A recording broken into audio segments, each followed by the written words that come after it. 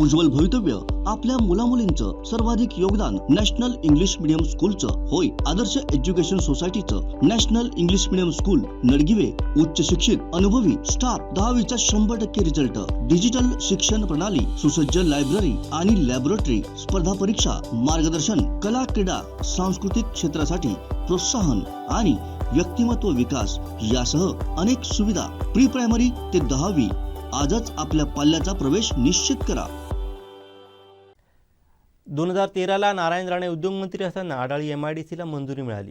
ग्रामस्थांनी 8 महिन्यात 75% क्षेत्र शासनाच्या ताब्यात दिलं।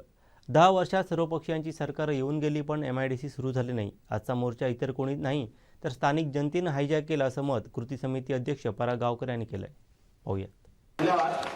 सर्वप्रथम सर्व या लॉंग मार्च मध्ये सहभागी झालेले तरुण तरुणी महिला आणि सर्व ग्रामस्थांचं मी मनापासून या ठिकाणी आमच्या कृती समितीच्या वतीने आभार मानतो। मित्रांनो, गेली 10 वर्ष 2013 मध्ये या MIDCला मंजुरी मिळाली। महाराष्ट्राच्या इतिहासातील ही एकमेव MIDC अशी आहे की अवघ्या 6 महिन्यामध्ये या MIDCला तत्कालीन उद्योगमंत्री नारायण राणे साहेब यांनी मंजुरी दिली।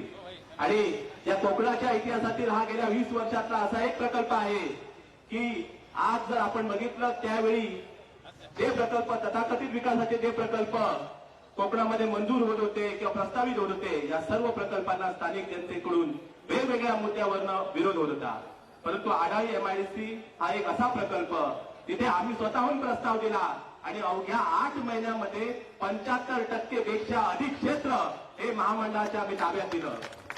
मित्रांनो, मला सांगा, तेव्हा 1.5 ते 2 वर्षामध्ये जर एखादं क्षेत्र ताब्यात येत असेल तर पुढच्या 1.5 ते 2 वर्षात किती काय पलटवायला पाहिजे। परंतु भूक, भाकरी आणि नोकरी या प्रश्नांची चाड नसणारे जेव्हा राज्यकर्ते जन्माला येतात त्यावेळी ह्या अडचणी वाढतात। म्हणून मी म्हणतो की गेल्या 10 वर्षामध्ये सर्व पक्षांची सरकार येऊन गेली। सर्व पक्षांच्या सरकारांच्या अजेंड्यावरती, राजकीय पक्षांच्या अजेंड्यावरती हा विषय यायला पाहिजे होते। परंतु आज एक चांगली गोष्ट घडली। मी सर्व राजकीय पक्षांच्या पदाधिकाऱ्यांना या ठिकाणी धन्यवाद व्यक्त करतो की त्यांनी स्वतःहून या मोर्चाला पाठिंबा दिला। आजही माझी त्यांना हीच विनंती आहे की राजकारण काही असू दे, आजही टीका होईल की हा मोर्चा हायजॅक केला, होईल, होणारच आहे। हा जर मोर्चा कोणी हायजॅक केला असेल तो इथल्या स्थानिक जनतेने हायजॅक केलेला आहे, स्वतःच्या रोजीरोटीच्या प्रश्नासाठी केलेला आहे।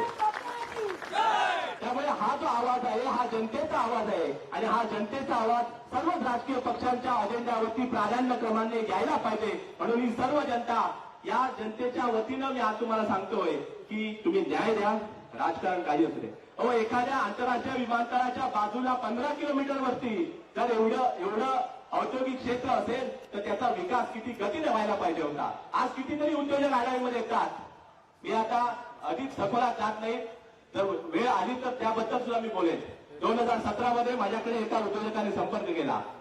विचार करा, 2017 मध्ये त्या उद्योजकाला आडाळी MIDC मध्ये 25,000 स्क्वेअर मीटरची जागा पाहिजे होती, 250 लोकांना थेट रोजगार देण्याचं। तो माणूस 2022 पर्यंत माझ्या संपर्कात होता।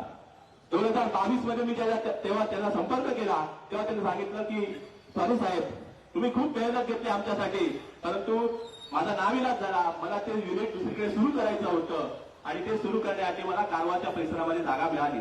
नुकसान कोणाचं झालं? कोणाचं झालं नुकसान? आम्हा सर्वसामान्य जनतेचं नुकसान झालं ना। अशी मी कितीतरी उदाहरणं देऊ शकतो की या अनास्थेमुळे, केवळ अनास्था, या एका अनास्थेमुळे आज इथल्या हजारो तरुण तरुणी रोजगाराच्या संधी हातात आहेत। आज इथला तरुण रात्री अपरात्री जेव्हा गोव्याच्या हद्दीतून प्रवेश करून आतमध्ये जातो, सकाळी जेव्हा जातो तेव्हा तो आपल्या घरी येईपर्यंत त्याचे आई वडील, पालक, भाऊ बहीण हे अस्वस्थ असतात की नाही? हे अस्वस्थ असतात की आपला गेलेला मुलगा परत सुखरूप घरी येणार की नाही। अलीकडच्या काळामध्ये मोरगावमध्ये आमचा एक तरुण सकाळी रात्रीची शिफ्ट आटून येत होता, गोव्याच्या हद्दीमध्ये ऍक्सिडेंट झाला, जाग्यावरती गेला। जबाबदार कोण? म्हणून मी पुन्हा एकदा विनंती करतो, आता या ठिकाणी सत्ताधारी पक्षाचे सर्व पदाधिकारी पण आहेत, नम्र विनंती आहे या सगळ्या मोर्चाच्या वतीनं की आपण हा पुढाकार घ्या, राजकारण बाजूला राहू दे आणि चांगली एक उद्योग नगरी या परिसरामध्ये येऊ दे। आम्ही सर्वजण तयार आहोत आणि जो करणार त्याला न्याय निश्चितपणे देणार, अशा पद्धतीची भूमिका मी या ठिकाणी आज व्यक्त करतो आणि थांबतो। धन्यवाद। आमचे दिवसभरातले सर्व अपडेट्स, ताज्या घडामोडी आणि थेट लाईव्ह पाहण्यासाठी सबस्क्राईब करा, लाईक करा कोकणचं नंबर 1 महा चॅनल कोकण 7 लाईव्हचं YouTube चॅनल.